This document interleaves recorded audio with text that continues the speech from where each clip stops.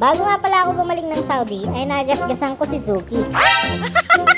Kaya naman para makabawi tayo kay Zuki, ay pinagawa na kagad natin siya at lalagyan natin siya ng accessories. So sa video na ito ay lalagay natin yung kanyang bull bar. So ayan, at niready na yung sa kanyang front at saka sa likod.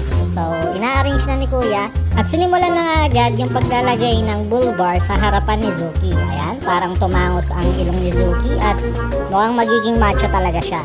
So ayan, at winelding ng maayos ito dahil sabi ko kay Arky ay tignang mabuti at pa-welding ng maayos kasi baka malaglag lang. Sayang 15,000.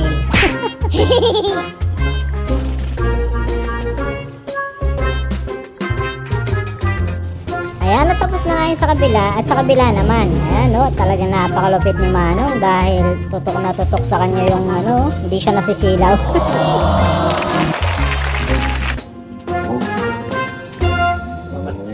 Ayan, natapos na sila sa may harapan. So, ready naman nila yung sa likuran. So, ayan ito. At i-install na nila ito. So, dito lang yan sa QC mga Lodi. At napakarami nilang binibenta dito ng mga iba't ibang klaseng bull bar, sa iba't ibang klaseng kotse. So, ayan. Ayan, pwede kayong pumili. Dito lang yan sa Quezon City. At si Arky ang pumunta dito. Mabuti na lang at dyan si Arky, ginabi na nga siya. Ayan, kung sino gustong magpagawa or magpa-design ng bahay, ayan, pwede kayong magpagawa kay Arky at napaka hands-on. At dito ay tinatanggal na ni Kuya yung plastic na nakabalot dun sa bull bar para sa likod.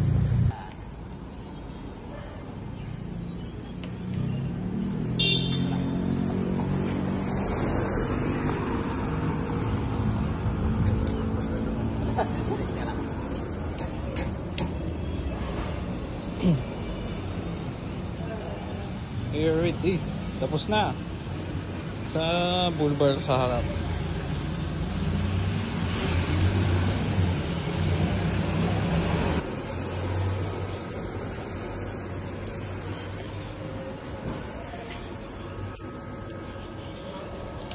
Ayan siya. Nakabit naman yung sa likod.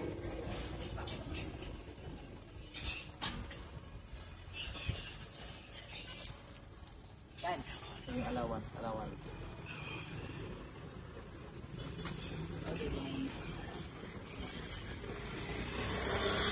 So dito ay kinukuhang mabuti yung sukat, yung distansya para hindi sumayad. Tsaka yung tamang space sa kabilaan para magpantay talaga siya. So salute sa inyo mga Lodi. So yung mga naka XL7 dyan ay pwede nyo itong pagkuhan ng idea. So ilalagay pa natin yung ibang accessories ni Suzuki. So ipapost natin yan dito sa ating Facebook para makuha niyo ng idea kung ano magiging itsura kapag ganito ang mga nilagay ninyo. Tapos na.